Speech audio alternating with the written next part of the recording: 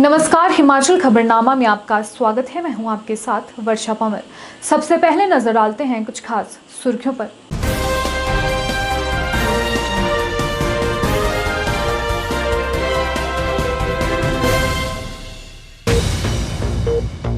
मुख्यमंत्री जयराम ठाकुर ने रामपुर विधानसभा क्षेत्र में 81 करोड़ रुपए की विकासात्मक परियोजनाओं के किए उद्घाटन और शिलान्यास।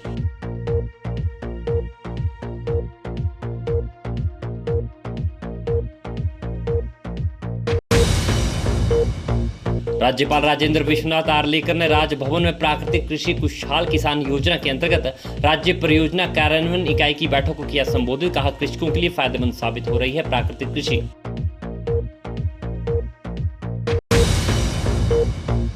युवा सेवाएं एवं खेल मंत्री राकेश पठानी ने कहा, प्रदेश की नई खेल नीति बनकर तैयार। केंद्रीय खेल मंत्री अनुराग ठाकुर से चर्चा के बाद इसे किया जाएगा लागू।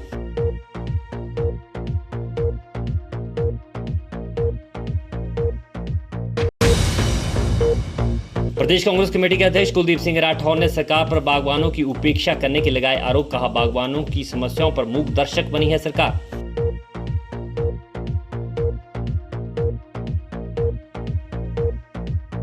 सुर्खियों के बाद अब खबरें विस्तार से। मुख्यमंत्री जयराम ठाकुर ने रामपुर के पाट बंगला ग्राउंड से 21 परियोजनाओं के शिलान्यास और उद्घाटन किए। अपने दौरे के दौरान उन्होंने लोगों की समस्याएं भी सुनी। उन्होंने कहा, हिमाचल की वर्तमान सरकार को कोरोना के कारण काम करने का माकूल समय नहीं मिला, फिर भी सरकार ने दूर दराज ग्रामीण गरीब की पीड़ा को समझते हुए उनकी पीड़ा को दूर करने का प्रयास किया।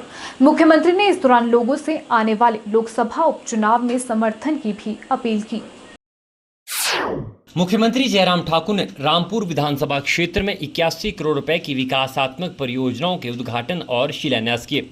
मुख्यमंत्री ने रामपुर के लवी मैदान में एक विशाल जनसभा को संबोधित करते हुए ननखड़ी में लोक निर्माण विभाग मंडल व खोली घाट में लोक निर्माण विभाग का उपमंडल खोलने, ननखड़ी में अग्निशमन उपकेंद्र खोलने और खनेरी अस्पताल में नए आधुनिक एक्सरे संयंत्र प्रदान करने की घोषणा की। उन्होंने राजकीय उच्च पाठशाला सनारसा को राजकीय वरिष्ठ माध्यमिक पाठशाला में स्तरोन्नत करने और रामपुर विधानसभा क्षेत्र में विभिन्न सड़कों के निर्माण और रखरखाव के लिए 60 लाख रुपए प्रदान करने की घोषणा भी की। उन्होंने रामपुर के प्राथमिक स्वास्थ्य केंद्र को सामुदायिक स्वास्थ्य केंद्र में स्तरोन्नत करने, रामपुर के प्रवेश स्थान पर भगवान परशुराम द्वार के निर्माण के लिए 10 लाख रुपए देने, क्षेत्र की 4 नई सृजित पंचायतों में पंचायत घरों के निर्माण के लिए 11-11 लाख रुपए प्रदान करने की घोषणा की। उन्होंने समारोह में शामिल महिला मंडलों को 15-15 हजार रुपए देने की घोषणा भी की। मुख्यमंत्री ने कहा कि कोरोना महामारी के दौरान राज्य सरकार द्वारा किए गए प्रयासों और उठाए गए कदमों की सराहना केंद्र सरकार के अतिरिक्त देश की विभिन्न राज्य सरकारों ने भी की है। उन्होंने कहा कि राज्य सरकार ने सुनिश्चित किया है कि प्रदेश में कोरोना मरीजों को दवा, बिस्तर, ऑक्सीजन की कोई कमी न हो। उन्होंने चिकित्सकों, पैरामेडिकल स्टाफ और अन्य अग्रिम पंक्ति कार्यकर्ताओं द्वारा कोरोना महामारी से निपटने के लिए किए गए कार्य की भी सराहना की। मुख्यमंत्री जयराम ठाकुर ने कहा कि प्रधानमंत्री नरेंद्र मोदी के कुशल व सशक्त नेतृत्व के कारण देश में सबसे बड़ा टीकाकरण अभियान सुचारू रूप से चलाया जा रहा है। उन्होंने कहा कि हिमाचल प्रदेश ने 18 वर्ष से अधिक की आयु के व्यक्तियों के 100% टीकाकरण का लक्ष्य हासिल कर लिया है। उन्होंने कहा कि जिला कांगड़ा के दुर्गम क्षेत्र बड़ा भंगाल में हेलीकॉप्टर की विशेष उड़ान द्वारा वैक्सीन पहुंचाई गई है। मुख्यमंत्री ने कहा कि राज्य सरकार ने विशेष रेल और बसों के माध्यम से देश के विभिन्न भागों में फंसे 2,50,000 हिमाचलियों की सफल घर वापसी करवाई है, जिसके लिए राज्य सरकार ने प्रधानमंत्री और केंद्रीय गृह मंत्री से आग्रह किया था। मुख्यमंत्री ने कहा कि वह विनम्र पृष्ठभूमि से हैं और उनके परिवार से कोई भी सदस्य राजनीति में नहीं है और भविष्य में भी कोई नहीं होगा। उन्होंने कहा कि गरीब व्यक्तियों के विकासात्मक जरूरतों को वह भली भांति समझते हैं। पूर्व मुख्यमंत्री वीरभद्र सिंह को श्रद्धांजलि अर्पित करते हुए मुख्यमंत्री ने कहा कि उनके मन में पूर्व मुख्यमंत्री के लिए हमेशा से विशेष आदर रहा है और वीरभद्र सिंह के दिल में भी उनके प्रति विशेष प्रेम भाव था। उन्होंने कहा कि विभिन्न राजनीतिक विचारधाराएं होने के बावजूद वे एक दूसरे का सम्मान करते थे। उन्होंने कहा कि आज उन्होंने शिमला जिला के रामपुर विधानसभा क्षेत्र में 81 करोड़ रुपए की लागत की 21 विकासात्मक परियोजनाओं के उद्घाटन और शिलान्यास किए हैं, जिसके लिए वित्तीय प्रावधान वर्तमान सरकार ने किया है। उन्होंने कहा कि राज्य सरकार ने वर्तमान कार्यकाल के दौरान किसानों को लाभान्वित करने के उद्देश्य से दूध के खरीद मूल्य में 7 रुपए प्रति लीटर की वृद्धि की है। इसके बाद मुख्यमंत्री ने राजकीय केंद्रीय प्राइमरी स्कूल रामपुर में स्थापित टीकाकरण केंद्र का भी औचक निरीक्षण किया और डॉक्टरों व अन्य कर्मचारियों को सुनिश्चित करने के निर्देश दिए कि 18 वर्ष से अधिक उम्र का कोई भी व्यक्ति टीकाकरण के बिना न रहे। ग्रामीण विकास एवं पंचायती राज मंत्री वीरेंद्र कंवर ने कहा कि मुख्यमंत्री ने अपने 1 दिवसीय दौरे के दौरान रामपुर विधानसभा क्षेत्र में करोड़ों रुपए की विकासात्मक परियोजनाओं के लोकार्पण किए हैं। वहीं सांसद एवं भाजपा प्रदेशाध्यक्ष सुरेश कश्यप ने कहा कि आज राज्य सरकार का नेतृत्व एक ईमानदार, मेहनती और गतिशील नेता जयराम ठाकुर कर रहे हैं, जो स्वयं एक विनम्र पृष्ठभूमि से होने के कारण आम आदमी की विकासात्मक आवश्यकताओं को भलीभांति समझते हैं। शिक्षा मंत्री गोविंद सिंह ठाकुर ने मीडिया से मुखातिब होते हुए कहा कि प्रदेश में 1 सितंबर से सभी कॉलेज खोल दिए गए हैं और प्रधानाचार्यों को कोरोना नियमों का सख्ती से पालन करवाने के निर्देश भी दिए गए हैं। वहीं प्रदेश में स्कूल खोलने को लेकर पूछे गए सवाल पर शिक्षा मंत्री ने कहा कि फिलहाल 4 सितंबर तक स्कूलों को बंद रखने का फैसला लिया गया है और 4 सितंबर को होने वाली मंत्रिमंडल की बैठक में कोरोना की वर्तमान स्थिति को देखते हुए इस पर चर्चा की जाएगी। वहीं उन्होंने कहा कि हिमाचल प्रदेश ने 18 वर्ष से अधिक आयु वर्ग के लोगों को कोविड-19 टीकाकरण की पहली खुराक के 100% लक्ष्य को प्राप्त करने का गौरव प्राप्त कर एक नया कीर्तिमान स्थापित किया है। कॉलेज खुलने के बाद जिस प्रकार से बच्चों का कॉलेज में आना और टीचिंग स्टाफ का भी आना, उसके कारण से कॉलेजों की रौनक तो लौट आई है। और अभी हिमाचल प्रदेश ने जो वैक्सीनेशन जो करने का काम था, उसमें जो 18+ है, उसमें हिमाचल प्रदेश ने एक नया कीर्तिमान स्थापित किया है कि देश का पहला वो राज्य बन गया है जिसने 100% अपना 18+ की वैक्सीनेशन को कर दिया है। और इसलिए अभी महाविद्यालय खोलने में हमको कोई ऐसी परेशानी वाली बात नहीं थी, इसलिए महाविद्यालय चलते रहें तो ये अच्छा रहेगा। और दूसरा भी स्कूल हमने 4 सितंबर तक बंद रखे हैं और अभी 4 सितंबर को कैबिनेट है, तो कैबिनेट में हम अभी के हालात को देखते हुए उस पर चर्चा करेंगे कि आगे हमको क्या करना चाहिए। विधानसभा अध्यक्ष विपिन सिंह परमार ने गुरुवार को बहाव सिंचाई योजना खतूल कुहल खरौट का लोकार्पण किया।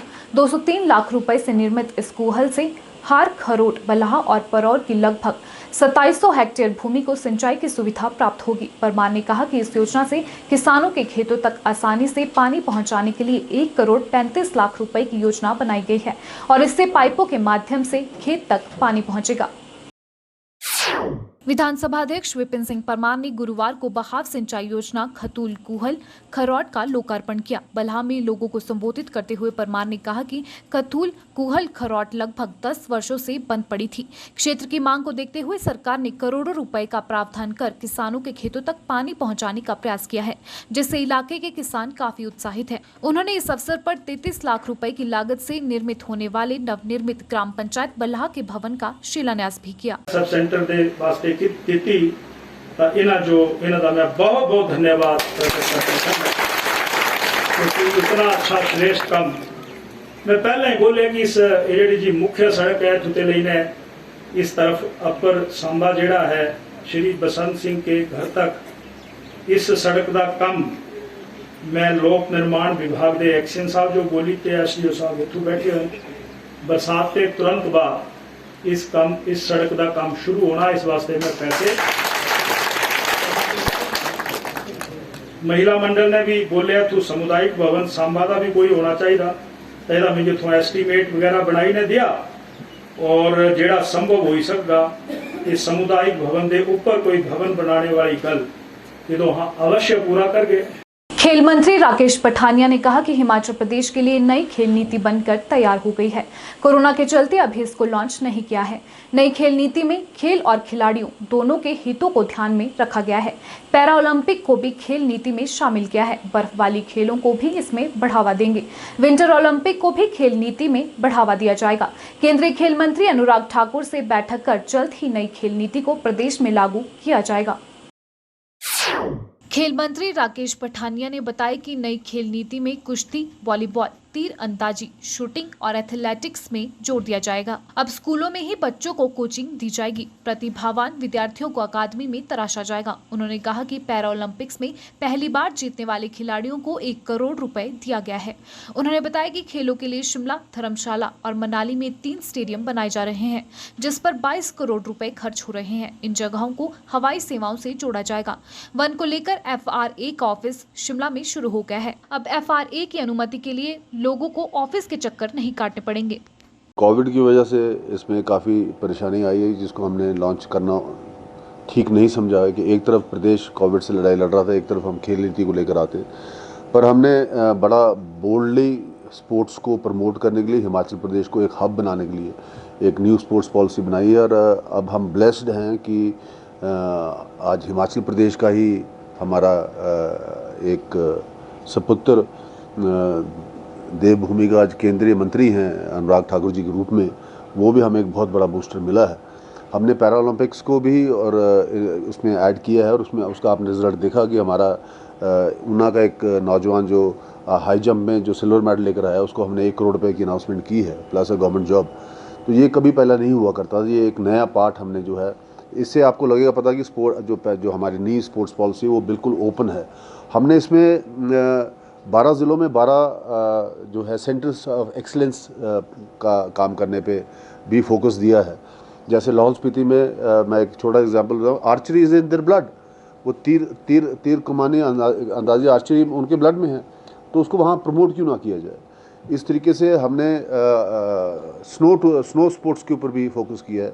शिमला का हमारा टेंडर हो गया, पैसा रिलीज़ हो गया। धर्मशाला का और मनाली का इसी महीने जो है वो हो जाएगा। ये 12 महीने का जो है 22 करोड़ रुपए का ये एक स्टेडियम बनेगा, जो हम उम्मीद है कि अगले 6 महीने में तैयार कर देंगे। शिमला वाला और मनाली वाला भी और धर्मशाला वाला भी हम नेक्स्ट विदिन 1 ईयर इसको हम ऑपरेशनल कर देंगे। और विंटर ओलंपिक्स में इसमें कम से कम 5 इवेंट्स में जो है हिमाचल प्रदेश के बच्चे पार्टिसिपेट कर पाएंगे। Para Olympics, winter Olympics and general Olympics, हम तीनों के लिए तैयार हैं। और इसमें स्पोर्ट्स पॉलिसी, क्योंकि अब अनुराग जी के आने बाद हम कुछ रुक गए हैं, हम 2 बारी उनको मिलाए हैं और कुछ आने वाले 1 हफ्ते के अंदर मैं एक बार फिर उनके पास जा रहा हूँ। मैं एक बार उनसे फाइनल टचेस दिलवाना चाह रहा हूँ। हमने वैसे रिलीज़ कर देनी थी, पर अनुराग जी के मंत्री बनने के बाद हमने उसको रोका कि मैं लास्ट टाइम उनसे डिस्कस करके आया था। उन्होंने कहा कि इस बार आप सारे अधिकारी अपने साथ लेकर आइएगा और वो भी अपने अधिकारी बुलाएंगे, हम सब साथ बैठ के what best can be done for Himachal Pradesh, वो हम अनुराग जी का मार्गदर्शन भी उसमें प्राप्त करेंगे। मैंने आदरणीय मुख्यमंत्री जी से डिस्कस कर ली है। अब मैं आदरणीय अनुराग जी के साथ बैठ के इसको इसी हफ्ते दिल्ली जाकर इसको हम फाइनलाइज करके एक कॉपी आपको उसकी रिलीज़ कर देंगे। बीजेपी की सरकार उपचुनावों में अपनी हार सामने देखकर बौखला गई है, इसलिए बीजेपी के मंत्री अनाप शनाप बयानबाजी कर रहे हैं। यह बात शिमला में आयोजित पत्रकार वार्ता के दौरान कांग्रेस प्रदेश अध्यक्ष कुलदीप सिंह राठौर ने कही। राठौर ने कहा कि सेब के दाम गिरने से पहले ही बागवान बेहद चिंतित है और ऐसे में बागवानी मंत्री का इस तरह का बयान आना उनकी समझ से बाहर है। उन्होंने कहा उनका बयान उनकी मानसिकता को दर्शाता है। ऐसे में राठौर ने कहा कि खुले में सेब बेचने के बयान देने वाले को बागवानी मंत्री बने रहने का कोई हक नहीं है। आप लोग जानते हैं कि आजकल सेब का मुद्दा बहुत ज़्यादा हावी है। जिस ढंग से लगातार दाम गिर रहे हैं, बागवान बहुत ज़्यादा परेशान है और जो सेब बहुल क्षेत्र है वहाँ मातम का वातावरण है।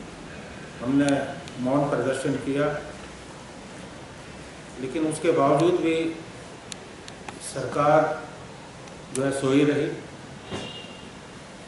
मजबूरन कल हमें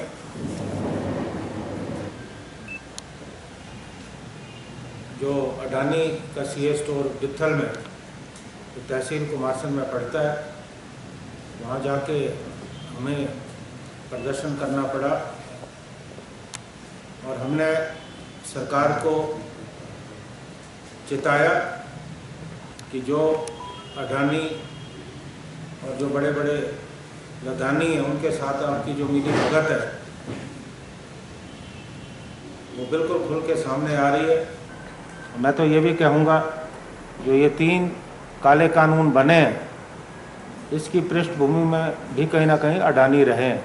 और कल मैंने स्वयं सीए स्टोर के पास जाकर देखा कि 3-3, 4-4 दिनों से वहाँ गाड़ियाँ खड़ी हैं, क्योंकि किसानों और बागवानों के पास कोई विकल्प नहीं है।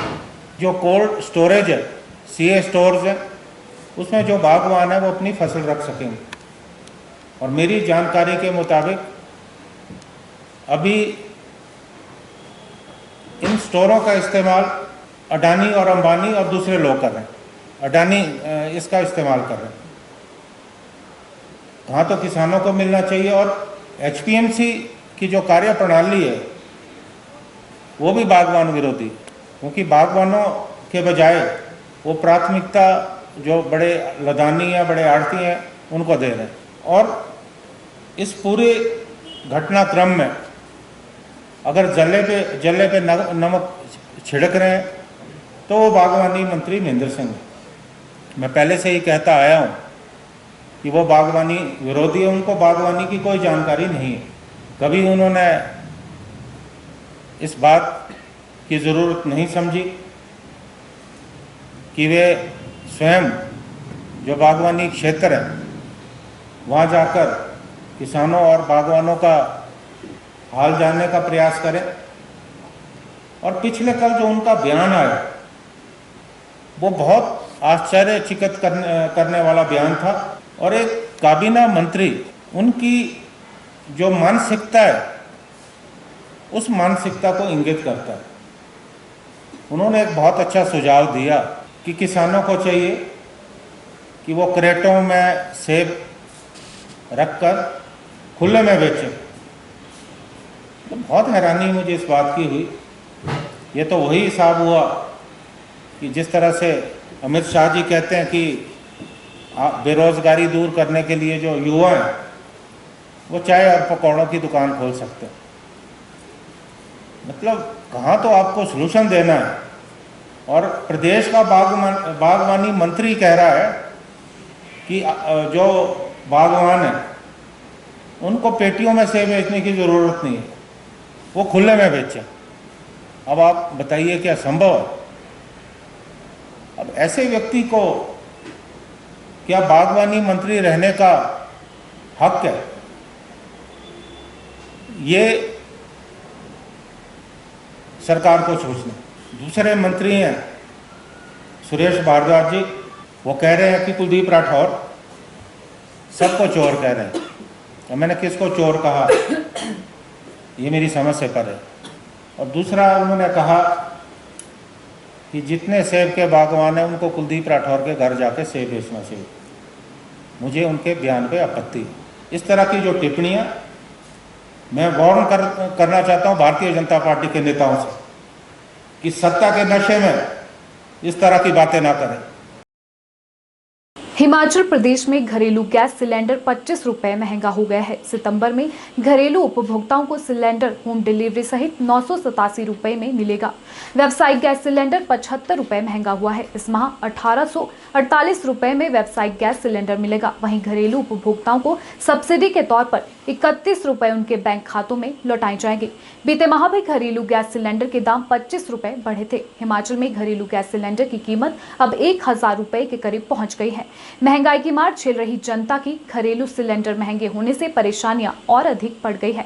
वहीं माकपा नेता संजय चौहान ने भाजपा सरकार पर तंज कसते हुए कहा कि जो सरकार 100 दिन में महंगाई कम करने के नारे देती थी, आज उसी सरकार ने पिछले 7 सालों के अंदर आवश्यक वस्तुओं की कीमतें 3 गुना तक बढ़ा दी है, जिससे गरीब व मध्य वर्गीय लोगों का जीना दूभर हो गया है।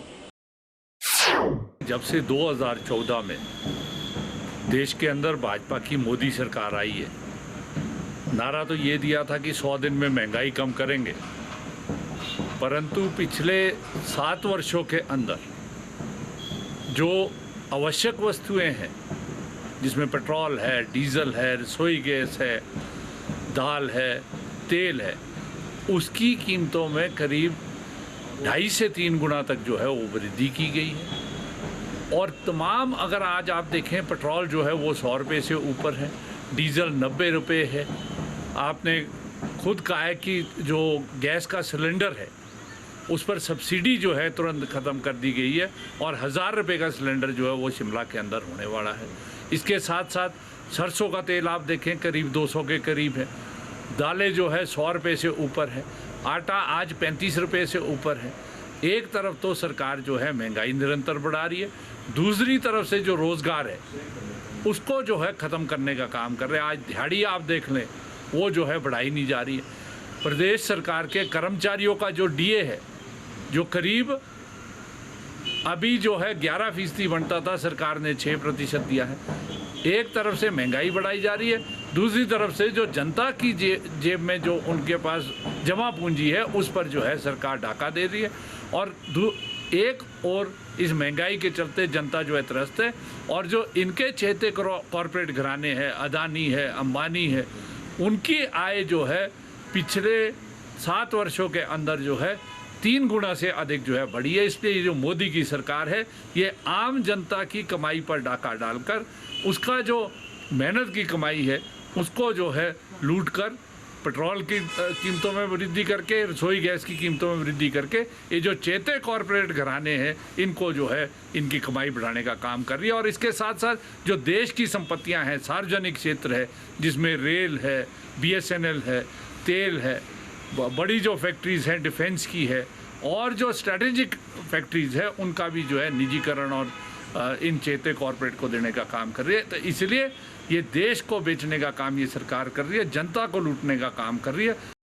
भाजपा किसान मोर्चा के प्रदेशाध्यक्ष एवं भवन व अन्य निर्माण कामगार कल्याण बोर्ड के चेयरमैन डॉक्टर राकेश शर्मा बबली ने धर्मशाला में पत्रकार वार्ता के दौरान कहा कि केंद्र व प्रदेश सरकार द्वारा गांव के गरीब मजदूर और महिलाओं के उत्थान के लिए शुरू की गई योजनाओं का लाभ गांव-गांव तक पहुंचाने को लेकर अधिकारियों के साथ बैठक की गई है।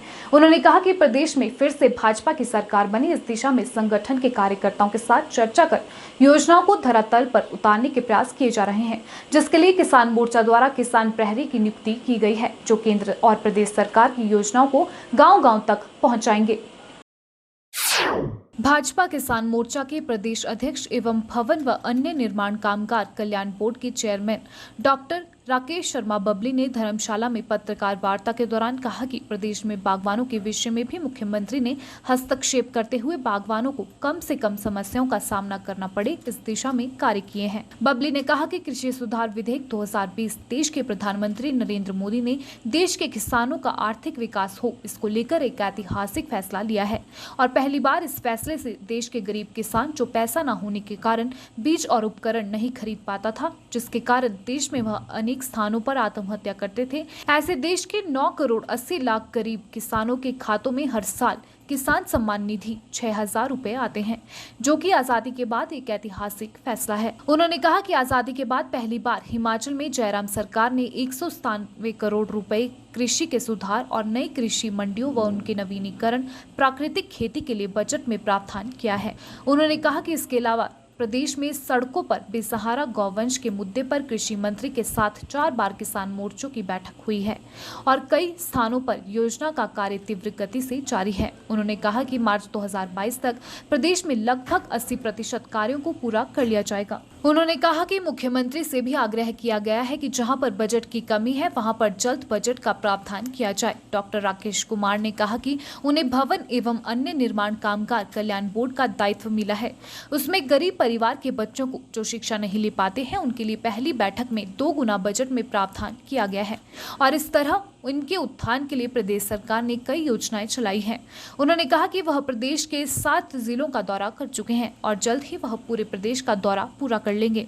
उन्होंने कहा कि गरीब परिवारों के लिए नई योजनाएं शुरू करने को लेकर मुख्यमंत्री और केंद्रीय श्रम मंत्री भूपेंद्र यादव से चर्चा हुई है और प्रदेश के लिए अतिरिक्त बजट का प्रावधान करने का आग्रह किया गया है, ताकि जो लोग इन योजनाओं से छूट गए हैं उन्हें इस धारा से जोड़ा जा सके। इसमें 2 बड़ी बातें हमारी जो केंद्र और प्रदेश सरकार ने गांव के गरीब मजदूर महिलाओं के उत्थान के लिए जो योजनाएं शुरू की हैं, वो योजनाओं का लाभ गांव-गांव में पहुंचे, गरीब तक पहुंचे, इसको लेकर अधिकारियों के साथ भी बैठक हुई है और मिशन 2022 फिर से प्रदेश में भाजपा की सरकार बने, इस दिशा में संगठन के कार्यकर्ताओं के साथ भी एक लंबी बातचीत और योजनाओं को गांव तक पहुंचाने का जो किसान प्रहरी की नियुक्तियां हमने की हैं पूरे प्रदेश के अंदर, हर बूथ के ऊपर 15 किसान प्रहरी, प्रदेश और केंद्र सरकार की योजनाओं को वो गांव-गांव तक किसान, बागवान, मजदूर तक पहुंचाएंगे और उनके मुद्दों को सरकार तक लाएंगे। समन्वय करते हुए किसान प्रहरी उस भूमिका में रहेंगे। अभी जो बागवानों का विषय भी आया, उसमें भी हमारे माननीय मुख्यमंत्री जी ने इसमें हस्तक्षेप करके उनको कम से कम समस्याओं का सामना करना पड़े। ये डिमांड एंड सप्लाई का विषय भी रहता है। शुरू में सेब की वैल्यू ज़्यादा मिलती है क्योंकि थोड़ा प्रोडक्शन कम होती है, और जैसे ही प्रोडक्शन बढ़ जाती है तो थोड़ा डिमांड कम होने से उसकी वैल्यू डाउन आती है। लेकिन मुख्यमंत्री ने कहा फिर भी हम इसमें, क्योंकि हमारे प्रदेश के किसानों और बागवानों का विषय है, हम देखेंगे कि कहाँ कहाँ उनकी मदद की जा सकती है।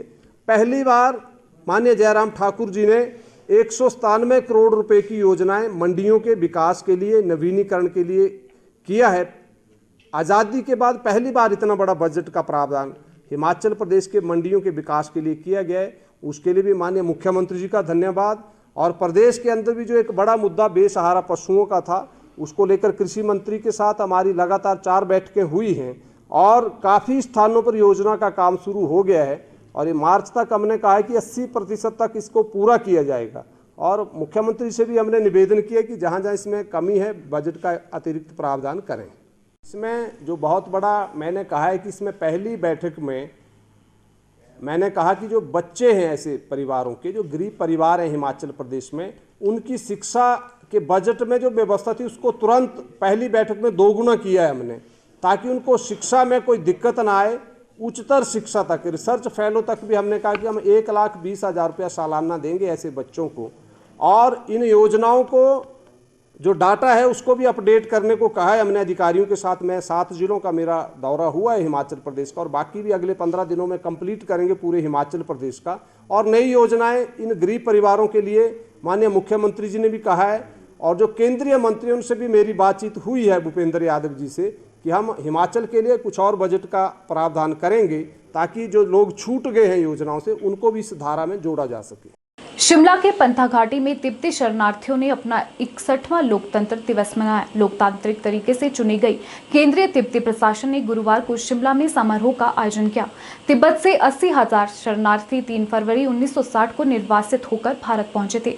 तिब्बतियों ने निर्वासन के बाद अपनी लोकतांत्रिक तरीके से चलने वाली संसद का गठन किया, जिसका आज 61वां स्थापना दिवस था। स्थानीय तिब्बती सदन के सदस्य दोरजे ने बताया कि धर्मगुरु दलाई लामा के नेतृत्व में तिब्बतियों ने भारत में शरण ली है। चीन ने जिस तरह उनका दमन किया है वह किसी से छिपा नहीं है।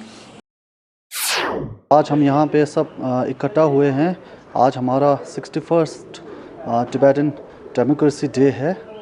आज के दिन 1960 को जब हम तिब्बत को छोड़ के हम जब भारत में शरणार्थी हुए थे, उसी 7-8 महीने के बाद हमने यहाँ पे बोध गया से हमने यहाँ पे एक डेमोक्रेसी डे का हमने गठन किया था। और 1960 को सितंबर 2 को हमने जो यहाँ पे डेमोक्रेसी डे शुरुआत किया था, और आज के दिन हमारा यहाँ पे 61st डेमोक्रेसी डे हम यहाँ मना रहे हैं। और ये जो डेमोक्रेसी डे है उसमें सबसे ज़्यादा योगदान हमारे परम पूज्य दलाई लामा जी ने हमारे तिब्बतियों को ये जो डेमोक्रेसी दिया हुआ है, वो हमारे आज के दिन हम लोग हर कहीं जहाँ भी हम तिब्बती लोग बैठे हैं सब खुशी से मनाते हैं। और जैसे कि आप जानते हैं कि 2011 को जब पूरे हमारे परम पूज्य दलाई लामा जी ने पॉलिटिकल से पूरे अलग होके पूरा जो जिम्मा है हमारे तिब्बतियों को दे के, और 2011 से हमने पूरे तिब्बतियों ने अपना खुद इलेक्टेड मेंबर सेलेक्ट करना शुरू किया था। और अभी तक हमारे 2 बार प्रेसिडेंट सिक्योंग हो चुके हैं। रिसेंटली हमारे तीसरे सिक्योंग माननीय श्री पेम्पा त्सरिंग जी को हमने इलेक्टेड किया था। वो अभी हमारे यहाँ के तिब्बतियों के सिक्योंग बने हुए हैं। हिमाचल में सेब के दामों में आ रही गिरावट और करेट से सेब बेचने की बागवानी मंत्री द्वारा बागवानों को दी गई सलाह पर माकपा विधायक राकेश सिंघा ने सवाल उठाए हैं। उन्होंने कहा कि बागवानी मंत्री को खुद जानकारी नहीं है, ऐसे में कुछ लोग उन्हें गुमराह कर रहे हैं। राकेश सिंघा ने कहा कि देश के अलग अलग हिस्सों से खरीदार मंडियों में पहुंचते हैं, ऐसे में क्रेट में सेब ले जाना मुमकिन नहीं है। राकेश सिंघा ने कहा कि सरकार अपनी जिम्मेदारी से भाग रही है और बड़ी बड़ी कंपनियों के आगे नतमस्तक है, जिसका खामियाजा बागवानों को भुगतना पड़ रहा है। बयान उनका ऐसा नहीं था, उनका बयान ये था कि बागवान को क्रेटों में सेब मंडियों में ले जाना चाहिए। देखिए, मैं समझता हूँ महेंद्र सिंह जी इसके बारे में सही जानकारी नहीं रखते हैं और जिन्होंने भी उनको ये जानकारी दी है वो महेंद्र सिंह जी को गुमराह कर रहे हैं। क्रेट में सेब तब बिकेगा अगर वो परचून की मंडी वहाँ पर जो खरीदार हमारी मंडियों में आता है, नारकंडा की मंडी में आएगा, खेगसू की मंडी में आएगा, पराला की मंडी में आएगा, ढली की मंडी में आएगा और यहाँ तक कि परमाणु में की मंडी में जो आएगा, वो खरीदार देश के अलग अलग हिस्सों से आता है। तो कोई ऐसा अभी प्रावधान नहीं हुआ है कि क्रेट में बागवान अपना सेब देगा और वही सेब फिर आगे मंडियों में चेन्नई तक क्रेट में जाएगा। अभी तक ऐसी व्यवस्था कायम नहीं की गई। ये जरूर जहाँ पर कम सेब पैदा होता है कुल्लू के इलाके के अंदर, वहाँ पर क्रेट में जब आता है तो वहाँ का जो खरीदार है उसने एक तौर तरीका निकाला है, वो उसको पैक कर कर अगर तो नज़दीकी मंडी में कहीं ले जाना चाहता है, वो मंडी ले जाना चाहता है तो मंडी को वो ले जाता है, या मंडी के किसी इलाके में ले जाना चाहता है, मंडी ज़िला के अंदर, तब तो संभव। लेकिन जो यहाँ का खरीदार है वो देश के बड़ी बड़ी मंडियों में व्यापार करता है सेब का, इसलिए ये क्रेट में नहीं जा सकता है। अगर जाएगा तो वो क्या होगा, टचिंग हो जाएगी और सेब का वो जो दाम होता है वो गिर जाता है। तो इसलिए इस प्रश्न को लेकर सरकार को पुनर्विचार करना है। ऐसे बयान देने नहीं चाहिए और सरकार के बयान हमेशा सामूहिक होने चाहिए। वो सुरेश भारद्वाज जी कुछ बोलेंगे, महेंद्र सिंह जी कुछ और बोलेंगे, मुख्यमंत्री साहब कुछ और बोलेंगे। ये जम नहीं रही है बात। बुनियादी बात आप समझ लीजिए, जो सबसे खतरनाक है, ये सरकार अपने कानून को नहीं जानती है, सरकार अपने कानून को अमल नहीं कर रही है। यहाँ तक कि जो हमारा जो कानून है 2005 का, जो रेगुलेट करता है सेब और सेब की खेती को, जो रेगुलेट करता है किसान के उत्पाद को, कैसे वो पहुँचेगा, उसकी धज्जियाँ उड़ाई जा रही है। और धज्जियाँ इसलिए उड़ाई जा रही है क्योंकि खुली छूट उन लोगों को मिल रही है जो आज किसान का शोषण कर रही है, और वो लोग जिसका जिम्मेवारी है, जिनका दायित्व बनता है, जिसकी एक कॉन्स्टिट्यूशनल रिस्पॉन्सिबिलिटी बनती है, उस कानून को रेगुलेट करने के लिए वो आज मतमस्तक है। किसके आगे? बड़ी कंपनियां और बड़े जो कारोबारी है, सेब के आड़ती हो या बिचौलिया कोई किस्म का होगा, उनके आगे उन्होंने आत्मसमर्पण कर दिया है, डील कर दी है। और इसलिए आज बागवान बहुत पीड़ा से गुजर रहा है। कोई उसका जो पीड़ा है दूर करने के लिए जो कानून होने चाहिए थे, उनका अमली जामा नहीं है। लेकिन हम डिटर्मिन्ड है, पक्का मन बना चुके हैं, इस तरीके की लूट की खुली छूट नहीं दी जा सकती है। और बागवान को संघर्षों में वो करेंगे, बागवान संघर्ष में आएंगे, वही एकमात्र तरीका है जिन संघर्षों से इनकी दिशा को बदला जा सकता है और जो कानून है उस कानून को लागू करवाया जा सकता है। कश्मीर के शोपियां में वर्ष 2018 में आतंकवादियों के साथ हुई मुठभेड़ में 6 आतंकवादियों को मौत के घाट उतारने वाले हमीरपुर जिला के कांगू क्षेत्र के राजवीर को police medal for gallantry award से नवाजा गया। दिल्ली में आयोजित कार्यक्रम में सीआरपीएफ के महानिदेशक कुलदीप सिंह ने उन्हें प्रशस्ति पत्र से नवाजा, जबकि पुलिस मेडल उन्हें राष्ट्रपति के हाथों दिया जाएगा। उनको अवार्ड मिलने के चलते क्षेत्र में खुशी का माहौल है। राष्ट्रपति द्वारा घोषित police medal for gallantry award में इस बार देश के 2 जवानों के नाम शामिल किए गए हैं, जिसमें हमीरपुर जिला के कांगू उप तहसील के मालक गांव के राजवीर सिंह का नाम भी है और बुधवार को दिल्ली में उन्हें प्रशस्ति पत्र से नवाजा गया। राजवीर ने 25 नवंबर 2018 को एक ऑपरेशन के दौरान आईईडी ब्लास्ट करने वाले एक्सपर्ट आतंकी समेत 6 दहशतगर्दों को मार गिराया था। उनको मिले अवार्ड से उनके परिवार में खुशी का माहौल है और राजवीर के छुट्टी पर आने का इंतजार भी है। राजवीर की माता सुनीता देवी ने कहा कि उनको अपने बेटे पर गर्व है और राजवीर के पिता स्वर्गीय कुमीचंद हमेशा से चाहते थे कि उनका बेटा देश सेवा करे। राजवीर की पत्नी रेणु वर्मा ने बताया कि अवार्ड मिलने के बाद राजवीर ने उनसे बात की और अपने पिता को याद भी किया। राजवीर के बेटे आदित्य व उदय ने कहा कि उनका सपना भी देश की सेवा करने का है। उन्होंने कहा कि पिता को अवार्ड मिलने पर उनके दोस्त भी उन्हें बधाई दे रहे हैं। बहुत खुशी महसूस कर रहे हैं और बहुत गर्व। हाँ जी, बच्चे ने बताया था हमारे को कि ऐसे ऐसे हुआ है कांड, तो बाकी नहीं कुछ बताया था उसने।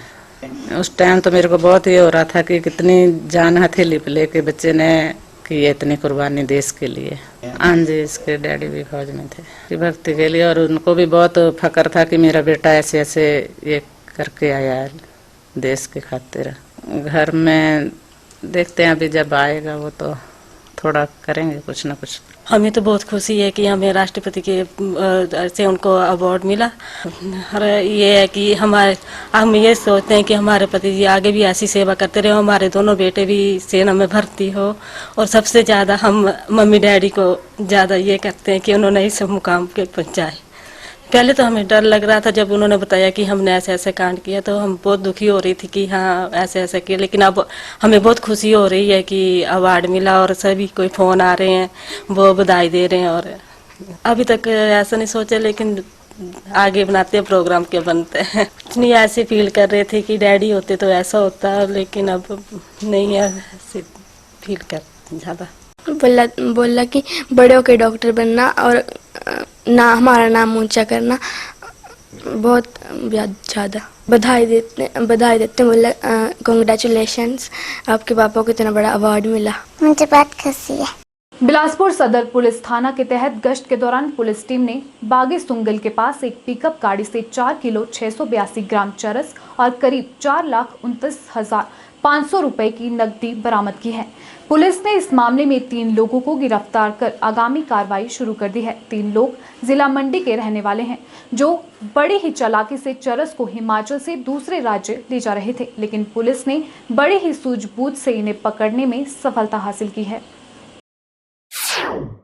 हाँ सर, ये सुबह जो हमें एक मुखबर खास से सूचना मिली थी पुलिस स्टेशन सदर में, तो कि 2 गाड़ियाँ आ रही है और उनमें जो भारी मात्रा में जो चरस जो ले जा रहे हैं लोग।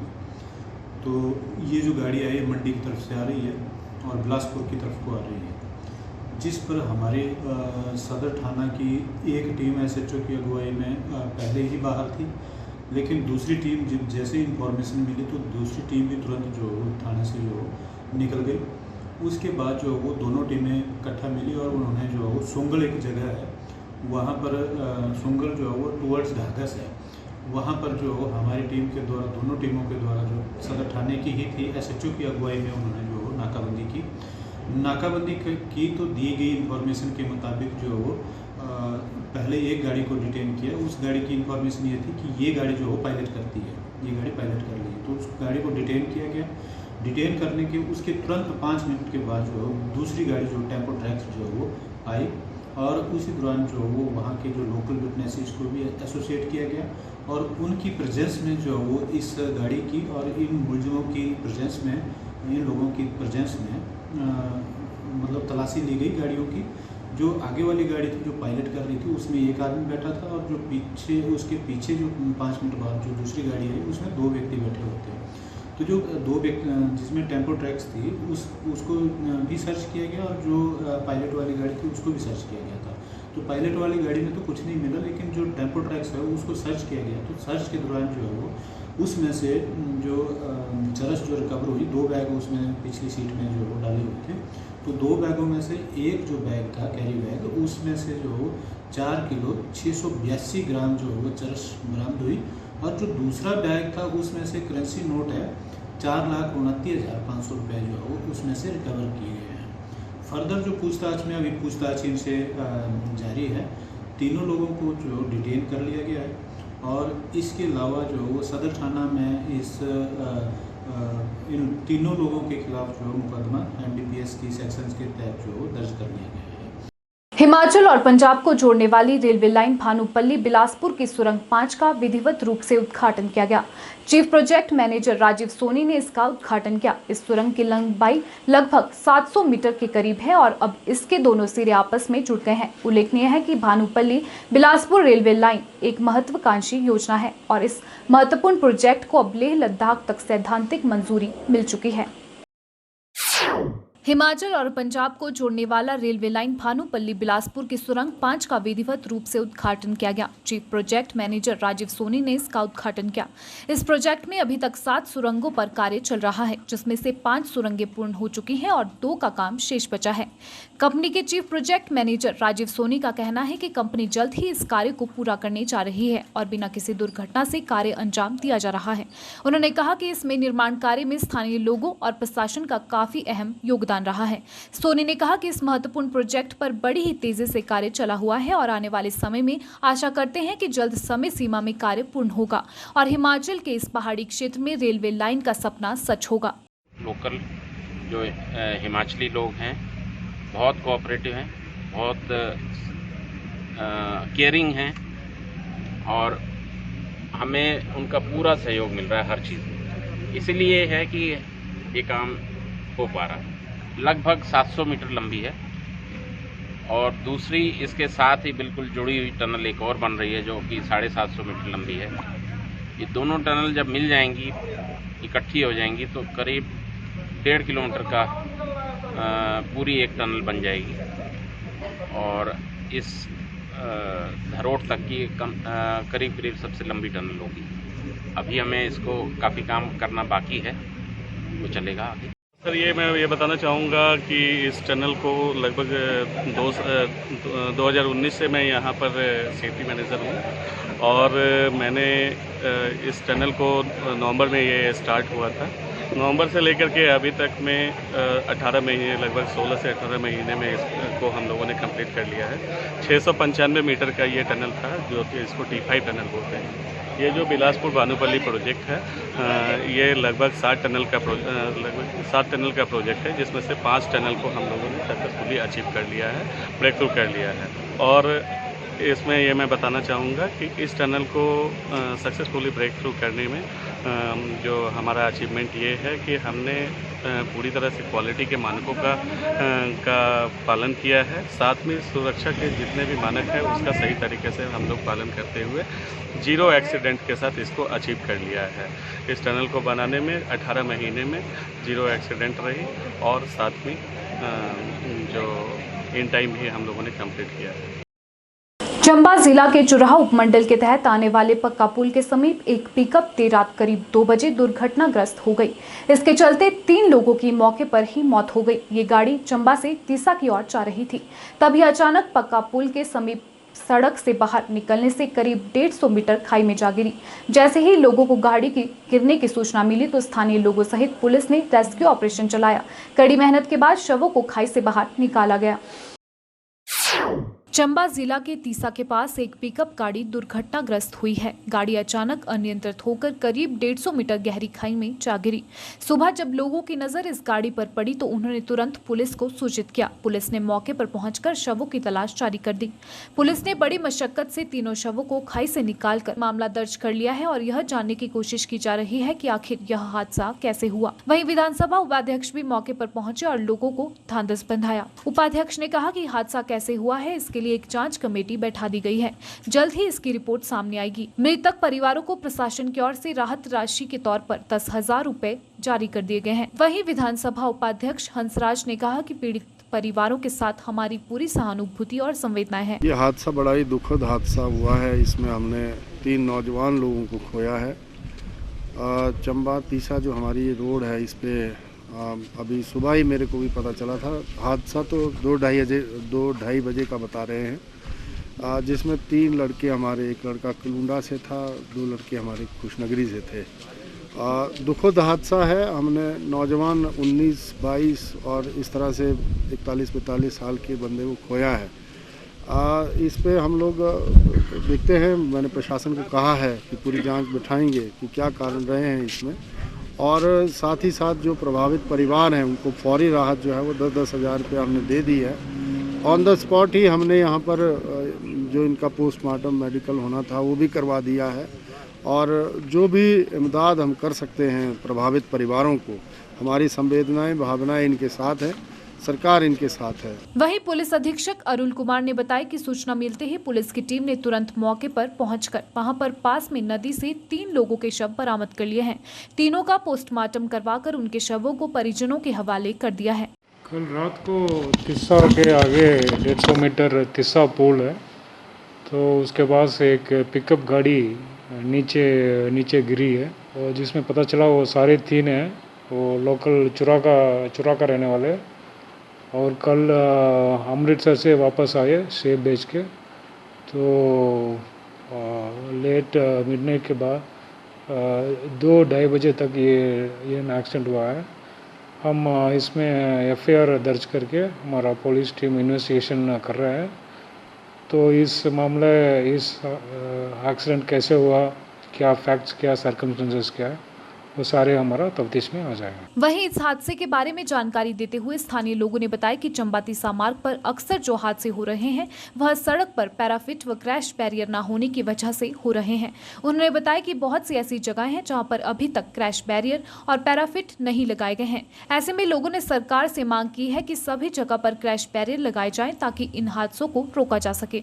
मैं तो लोक निर्माण विभाग को अपनी तरफ से और अपने यहाँ के क्षेत्रीय लोगों की तरफ से आगाह करना चाहूँगा कि ये जो चंबा से तीसा सड़क मार्ग है, ये बहुत ही कई जगह संकरा है, बहुत ही कई जगह विकट स्थिति में है, जहाँ पर ना तो क्रैश बैरियर हैं और ना ही कहीं पर भी इन्होंने पैराफिट का इंतज़ाम किया। यहाँ पर भी अगर कोई 2 पैराफिट्स होते तो शायद ये हादसा ना होता। तो लेकिन इसी मतलब रेंज में करीबन ये आज 6वां-7वां हादसा हो चुका है। तो लेकिन अभी तक भी विभाग ने इस तरफ कोई भी काम करने से अपनी तवज्जो नहीं दी है। असल में बात है, यहाँ जो अभी एक्सीडेंट हुआ है, यहाँ पर रोड इतनी तंग है कि मेरे ख्याल में अगर ये पैराफिट लगा जाए तो पैराफिट लगाने के बाद रोड बचती नहीं है। इतनी जगह आप देख सकते हैं जहाँ हार्ड रोड है, बिल्कुल कटिंग की नहीं है, और जहाँ नरम जगह है वहाँ कर रहे हैं, और जहाँ पर इतना ख़तरनाक जगह है जहाँ बहुत ज़रूरी है कटिंग करना, वो बिल्कुल की नहीं डिपार्टमेंट ने। और ख़ुद भी देख सकते हैं जहाँ ये एक्सीडेंट हुआ है, अगर वहाँ पैराफिट लगाए भी जाए तो मेरे ख्याल ऊपर रोड बचती नहीं है कि छोटी गाड़ी भी क्रॉस हो पाए। राजधानी शिमला के देवनगर में बीती रात बारिश के चलते पत्थर गिरने से 2 गाड़ियां क्षतिग्रस्त हो गई। चट्टानों की चपेट में आने से कुछ गाड़ियों को नुकसान पहुंचा है। गनीमत ये रही कि इस हादसे में कोई जानी नुकसान नहीं हुआ। बता दें, कुछ समय पहले ही इसी क्षेत्र में पहाड़ी से मलबा गिरने से गाड़ियों को नुकसान हुआ था। वहीं मौसम विभाग की ओर से 5 सितंबर तक मौसम खराब रहने की आशंका जताई गई है। ये सर रात के 2:30 बजे के करीब का मामला है। मेरे को 3 बजे किसी ड्राइवर का फ़ोन आया, पिकअप के ड्राइवर का। उसने बताया कि भाई 2 गाड़ियाँ तो बिल्कुल डैमेज हो चुकी है, आपकी गाड़ी पर भी बड़ा सा पत्थर आया है और आपका जो फ्रंट शीशा है वो फट गया है, और आपके बोनट को भी बड़ा नुकसान हुआ है। फिर उसके बाद उसने बोला भी जल्दी से आ जाओ, आप अपनी गाड़ी बचा सकते हो तो बचा लो, और भी स्लाइड हो सकता है। फिर उसके बाद मैंने गाड़ी को थोड़ा सा साइड में ले लिया था रात को ही आके 3 बजे। 3 गाड़ियाँ जी, एक तो मेरी है और एक अल्टो है और एक मारुति है जो काफ़ी ज़्यादा नुकसान जिसका हुआ है। मेरी वैगनार थी, इसका भी बहुत ज़्यादा नुकसान है, 15-20 हज़ार तक तो हो गई। लगता है चट्टानें जो खिसकी है ना जी, चट्टानें थी काफ़ी ज़्यादा, और मेरे को लगता है टूटने वाली थी, कच्ची थी, तो इसकी वजह से ये रात को ही गिर गई है। बरसात तो भारी हो ही रही है। तो यही मेरे ख्याल से इसका मेन जो रीज़न है वो होगा। जिला शिक्षा एवं प्रशिक्षण संस्थान नाहन में एक सम्मान समारोह का आयोजन किया गया। इस सम्मान समारोह में कोरोना काल के दौरान सरकार द्वारा शुरू किए गए हर घर पाठशाला कार्यक्रम में बेहतर योगदान देने वाले शिक्षकों व विभिन्न गतिविधियों में हिस्सा लेने वाले छात्रों को सम्मानित किया गया। इस कार्यक्रम में जिला उपनिदेशक उच्च शिक्षा करमचंद थिमान विशेष रूप से मौजूद रहे। जिला शिक्षा एवं प्रशिक्षण संस्थान नाहन में एक सम्मान समारोह का आयोजन किया गया। समारोह के दौरान कोरोना काल में ऑनलाइन शिक्षा के दौरान अच्छा कार्य करने वाले शिक्षकों को सम्मानित किया गया। साथ ही मुख्य रूप से यहां प्राइमरी नाहन यूट्यूब चैनल चलाने वाले शिक्षकों को भी सम्मानित किया गया। जिला परियोजना अधिकारी व प्रिंसिपल डाइट नाहन ऋषिपाल शर्मा ने बताया कि कोरोना के चलते कई शैक्षणिक गतिविधियों का ऑनलाइन आयोजन किया गया था। उन गतिविधियों में बेहतरीन कार्य करने वाले शिक्षकों और विभिन्न गतिविधियों में अव्वल रहे मेधावी छात्रों को सम्मानित किया गया है। उन्होंने कहा कि इस कार्यक्रम के दौरान प्राइमरी नाहन यूट्यूब चैनल चलाने वाले शिक्षकों को विशेष रूप से सम्मानित किया गया। इस चैनल के माध्यम से कई बच्चों तक सरल माध्यम से ऑनलाइन शिक्षा प्रदान की गई। आज हमारे यहाँ एक कार्यक्रम आयोजित किया गया है जिसमें कि कुछ विद्यार्थियों को पुरस्कार वितरित किए जाएंगे, कुछ अध्यापकों को जो है सम्मानित किया जाएगा। पिछले वर्ष हमारे ज़िला में कला उत्सव मनाया गया था और उसमें से कुछ विद्यार्थी राज्य स्तर के लिए भी चुने गए थे। ये सारे का सारा कार्यक्रम कोविड-19 की स्थितियों को देखते हुए वर्चुअल माध्यम से किया गया था। उनके प्रमाण पत्र हमारे पास आ गए थे, लेकिन हम उनको ऑफलाइन जो है कोई कार्यक्रम आयोजित नहीं कर सके थे। तो आज एक हमने कार्यक्रम आयोजित किया है जिसमें कला उत्सव के जो जिला स्तरीय विनर थे, राज्य स्तरीय विनर हैं, उन सभी को सम्मानित किया जा रहा है। और साथ ही साथ कोविड-19 की स्थितियों को देखते हुए हर घर पाठशाला में जिला सिरमौर से कुछ अध्यापक साथियों ने वीडियो बनाने के लिए अपना सहयोग दिया था। उसमें कुछ भूगोल विषय के हैं, कुछ अंग्रेजी विषय के हैं और कुछ विज्ञान विषय के हैं। तो उन साथियों को भी आज राज्य सरकार की तरफ से जो प्रमाण पत्र आए हुए हैं वो वितरित किए जाएंगे। इसके लिए हमारे जिला से माननीय उप निदेशक श्री करमचंद धीमान जी मुख्य अतिथि के रूप में हमारे साथ शामिल हुए हैं, तो मैं उनका हार्दिक आभारी हूं। और साथ ही साथ आज हम यूट्यूब चैनल जो हमारा बना है उसमें हमें जिलाधीश की तरफ से जो है प्रमाण पत्र मिले थे, उन साथियों को वो प्रमाण पत्र भी आज वितरित किए जाएंगे। और साथ ही साथ आज़ादी के अमृत महोत्सव में एक स्वच्छता का संदेश भी यहाँ से हमारे माननीय मुख्य अतिथि महोदय जो है सभी को देंगे। हिमाचल खबरनामा के इस अंक में इतना ही। नमस्कार।